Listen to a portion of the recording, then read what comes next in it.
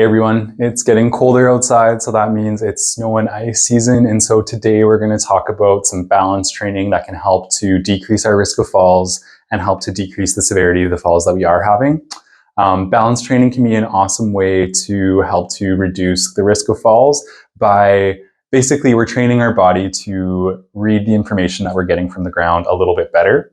And so when we train these muscles, we can more quickly adapt to small little changes in balance. So for example, when we're walking outside and it's icy and our foot slips out from underneath of us a little bit, if we have really good balance sense and we have really good balance muscles, our body may be able to prevent us from having a fall from those small little changes. Sometimes the big ones, they happen anyway, but the goal with these exercises is just to decrease the amount and the severity of the falls we potentially could be having.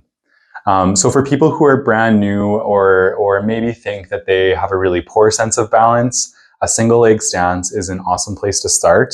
You can stand near a wall or you can have something near you to reach out for a little bit of support if you need. You want to be barefoot because what that does is that helps your feet to read information from the ground a little bit quicker. And so with most balance training, that's an awesome place to start. What you'll do is you want to think about really getting your foot right onto that ground and trying to feel all of those points on your foot connect with the ground and just get a little bit of that information going from the foot. You'll bring your other leg upwards, up in front of you. If this feels challenging for you and you don't feel like you can even hold this for a couple of seconds, it's fine to reach out for a wall just to give your body a little bit more information of where it's at in space. The goal is that you should be able to try and hold this for maybe 10 seconds to start off with. And if that starts to feel easy, you work your way up to 30 seconds.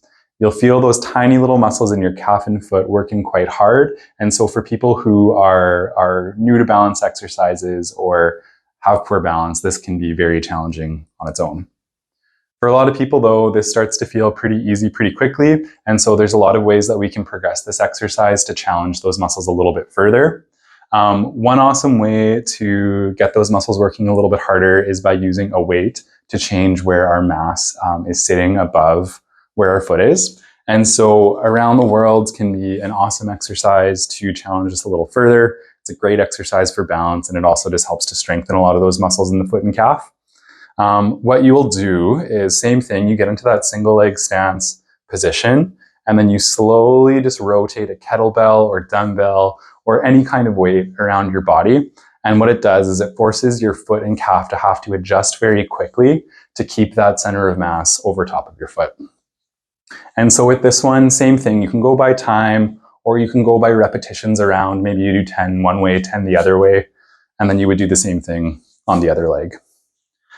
One other really awesome way of making balance exercises a little harder is by doing it on a softer surface. So these foam mats work really, really awesome. Or if you don't have one of these, you can use a pillow or a throw cushion at home.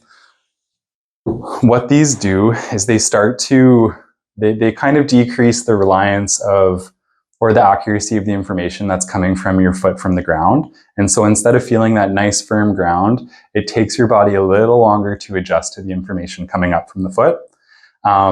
Same thing, you'll notice that the calf and foot muscles fatigue a lot quicker when you're doing these types of balance exercises, and that's what we're looking for to make meaningful change.